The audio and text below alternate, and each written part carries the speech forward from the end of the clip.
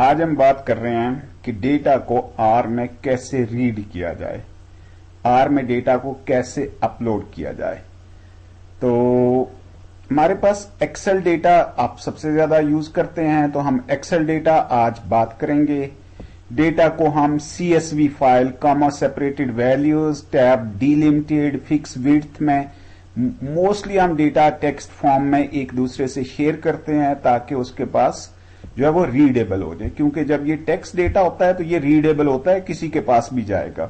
Strata का data .dta की extension होती है, SPSS डेटा जो है वो .sav होती है, R डेटा एक्सटेंशन RDA होती है। तो यहाँ पे सेस का डेटा हमारे यहाँ बहुत कम यूज किया जाता है, तो इसलिए इस पे मैं बहुत ज्यादा बात नहीं करूंगा। डायरेक्टली वेब से डेटा कैसे रीड करते हैं ये देखेंगे। और आज हम बात करने जा रहे हैं एक्सेल डेटा की, और इसमें जो 2003 से पीछे पीछे वर्जन है वो ज्यादातर एक्सेल एस में सेव होते हैं। एक्सेल SX जो है 2007 ऑनवर्ड से जो है ये एक्सेल SX फाइल की एक्सटेंशन होती है। तो हम देखते हैं कि इन डेटा सेट्स को कैसे रीड कर सकते हैं। तो आज मैं जो बात करने जा रहा हूं वो सिर्फ और सिर्फ एक्सेल डेटा की बात हो रही है। तो लेट्स गो टू आर। तो आपके पास आर का ये आपके पास आर हम एक ब्लैंक शीट ले लेते हैं। बहुत सारे लोग मेरे से पूछ रहे हैं जी कि आपके पास तो ये ब्लू आ जाता है तो हमारे पास क्यों नहीं आता। तो बहुत सिंपल है कि आप यहां पे जाइए, टूल्स, ग्लोबल ऑप्शंस में जाइए, ग्लोबल ऑप्शन में अपीयरेंस में जाइए। अपीयरेंस के बाद आप जब यहां पे बहुत सारी ऑप्शंस गिवन है तो आप इनमें से कोई ऑप्शन क्लिक करेंगे तो आपके पास यही वाली बैकग्राउंड जो आपकी मर्जी की है वो ले लीजिए। तो यहां पे देखिए हम फाइल में जा रहे हैं, फाइल में इंपोर्ट डेटा और भी ऑप्शंस हैं, लेकिन at the moment I am going to this. यहां से भी आप जा सकते थे, from Excel, from SPSS, from Stata. एक यहां पे भी है इंपोर्ट डेटा फ्रॉम एक्सेल। तो मैंने यहां पे ब्राउज कर लिया कि ये डेटा मेरे पास, तो देखिए एक आपके पास package install library read Excel और यहां पे क्या आ जाएगा, फाइल का नेम। जब हमारी प्रैक्टिस हो जाएगी तो फिर हम इस तरह से नहीं, फिर हम डायरेक्टली ये रीड एक्सेल ये कर लेंगे। तो ब्राउज कर रहे हैं हम डेटा को, डेटा हमारे पास ब्राउज होके मेरे पास ये डेटा पड़ा है ड्रॉप बॉक्स में, मेरे पास फोल्डर है अप्लाइड इकोनॉमिक्स का, यहां पे मैंने ग्रोथ का डेटा पड़ा है। तो let's go to growth data Excel. तो ये मेरे पास डेटा ग्रोथ का आ गया। तो आप देखिए, तो अगर मुझे ग्रोथ का डेटा रीड करना है तो यहां पे उसने ये करेक्टर यानी कि जो कंट्री नेम है ये करेक्टर है डबल, तो ये मैंने डबल वगैरह ये सारी चीजें हमने पिछली वीडियोस में कहीं डिस्क्राइब की हुई हैं। तो अगर कोई वैल्यू जो है वो मिसिंग होगी तो वहां NA होना चाहिए। और ये डेटा मेरे पास जो है वो रेंज जो है वो इसकी गिवन है A1 से ऑनवर्ड। तो आपके पास इसको आप ये जस्ट इंपोर्ट कीजिए, आपके पास ये डेटा जो है वो R में डाउनलोड हो गया और व्यू में एक अलग से न्यू विंडो ओपन हुई है। तो ये देखिए, ये व्यू में डेटा जो है ये एक जो है ना जस्ट ये जो स्प्रेडशीट है, तो इसको आप चाहें तो क्लोज कर सकते हैं। ये ग्रोथ मैंने क्लोज कर दिया। ये आपके पास R कोड अगर आप डायरेक्टली रीड करते तो वो ये वाला था। तो अगर आप इसको कॉपी करके तो ये जो है वो अगर आप कोड एडिटर में ले जाएंगे तो आप इसको डायरेक्टली ये भी कर सकते थे जब आपकी प्रैक्टिस हो जाएगी। तो we can read this like this. Library read Excel ये आ गया, ग्रोथ का डेटा आ गया। व्यू करना चाहते हो व्यू कर लो, ग्लिम्प्स करना चाहते हो तो उससे पहले आपको लाइब्रेरी dplyr रन करना होगी। तो लाइब्रेरी dplyr, आई होप कि अब तो हमें बहुत ज्यादा ये प्रैक्टिस हो चुकी होगी।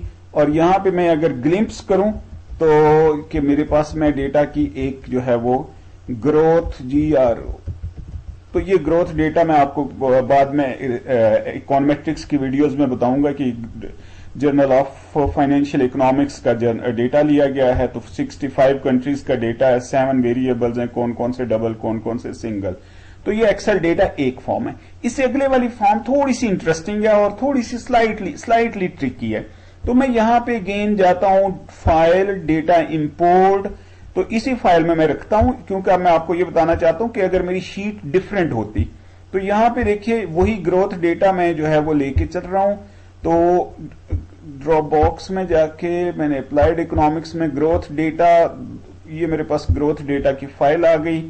यहां पे देखिए अब मेरे पास ना शीट जो है डिफॉल्ट पहले वाली थी, लेकिन मैं चाहता हूं कि ये मेरे पास जो शीट नंबर 1 है ये रीड की जाए। बट यू सी इस शीट में पहले में कुछ कैलकुलेशंस गिवन है, ये मीन मैंने कैलकुलेट किया हुआ है, स्टैंडर्ड डेविएशन कैलकुलेट की हुई है, डेटा आपका यूज यहां से एंटिटी से स्टार्ट हो रहा है, code, year, GDP per capita, और ये डेटा आपका एग्जैक्टली यहां पे नंबर 1 सेल से नहीं हो रहा, तो इसलिए आपको यहां पे एनए तो ये वेरिएबल्स जो है सारे करेक्टर हो गए हैं, क्योंकि एक वेरिएबल में मिक्स वैल्यूज भी आ गई हैं और साथ कोड भी आ गया। अब ये देखिए ईयर भी यहां पे आ गया, तो इसलिए उसने जब एक वेरिएबल के इनसाइड मिक्स डेटा आता है तो इसको जो है ना वो करेक्टर के तौर पे रीड करता है। तो ये चीजें केयर करनी है, इसलिए मैं कहता हूं वेरिएबल नेम हमेशा ऊपर टॉप पे रो में होंगे और कॉलम में वो एक वेरिएबल के नीचे एक तरह का डेटा जो है वो आएगा।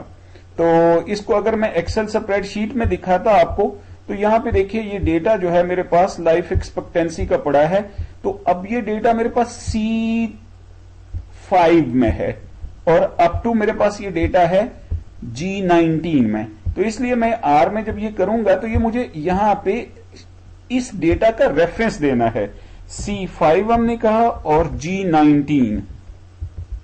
तो अब हम देखते हैं कि ये डेटा की शेप क्या बनती है।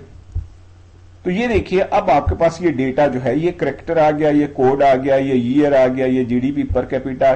तो बहुत दफा ये होता है कि डेटा एक्सेल स्प्रेडशीट शुरू में लोगों ने बहुत सारे कॉलम्स मर्ज किए होते हैं, वेरिएबल्स उससे नीचे डिस्प्ले होते हैं, तो आप इस डेटा को इस तरह से रीड कर सकते हैं।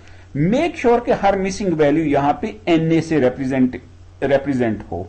तो ये देखिए यहां पे एक और मिसिंग वैल्यू है, तो आप इसको जो है वो इंपोर्ट करेंगे तो अगेन वही वाली चीज आ गई कि ये ग्रोथ का डेटा आपके पास आ गया और जो मिसिंग वैल्यूज हैं वो एनए के तौर पे डील होंगी।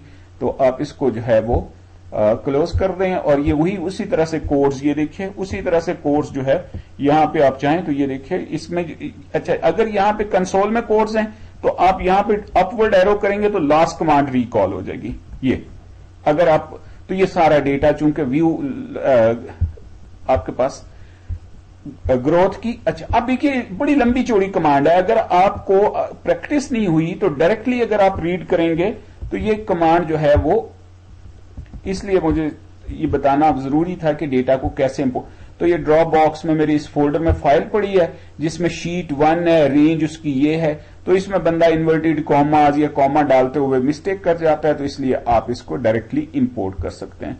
आई होप कि ये आपके लिए यूजफुल रहेगा। नेक्स्ट वीडियो में मैं ये बताऊंगा स्टेटा डेटा और एसपीएसएस डेटा, उसके लिए 1-2 डिफरेंट लाइब्रेरीज हैं, तो हमने वहां से अपने डेटा को कैसे रीड करना है।